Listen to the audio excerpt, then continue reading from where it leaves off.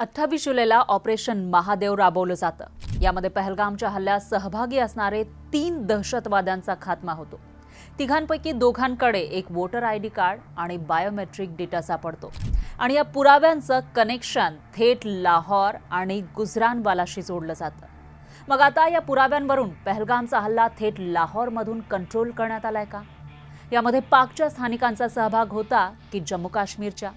हा सगळा डाव पाकनंच रचला होता का? या सर्व प्रश्नांची उत्तरे जाणून घेण्यासाठी हा व्हिडिओ शेवटपर्यंत पहा। एकीकडे संसदेमध्ये ऑपरेशन सिंदूरवर चर्चा सुरू होती। विरोधक आणि सत्ताधारी एकमेकांवर तुटून पडले होते। पण दुसरीकडे ऑपरेशन महादेव राबवलं गेलं आणि यामध्ये 3 दहशतवाद्यांचा खात्मा झाला। सुलेमान, यासीर आणि अबू अशी त्यांची नावं आहेत। श्रीनगर जवळील दाचीगाम जंगलामध्ये झालेल्या चकमकीमध्ये हे तिघेही मारले गेले। ज्या ठिकाणी यांचा खात्मा केला त्याच ठिकाणी पाकशी रिलेटेड काही महत्त्वाचे पुरावे सापडले।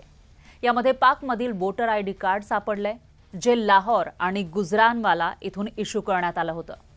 त्याशिवाय एका सॅटेलाइट फोनमधून मायक्रो SD कार्ड सुद्धा सापडलं, ज्यामध्ये NADRA चा बायोमेट्रिक डेटा सापडलाय।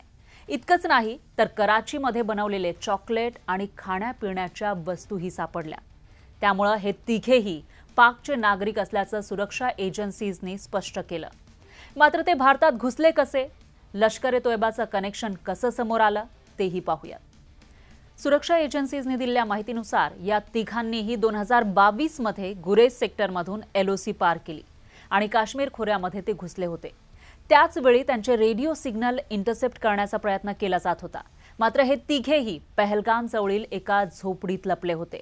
इथल्या स्थानिक नागरिकांनी त्यांना साथ दिल्याचंही सांगितलं जातंय। मात्र सर्वात महत्त्वाचं म्हणजे ते लष्कर-ए-तोयबाचे A++ आणि A कॅटेगरीचे कमांडर होते असं उघडकीस आलंय। मात्र विषय इथेच संपलाय का? तर नाही।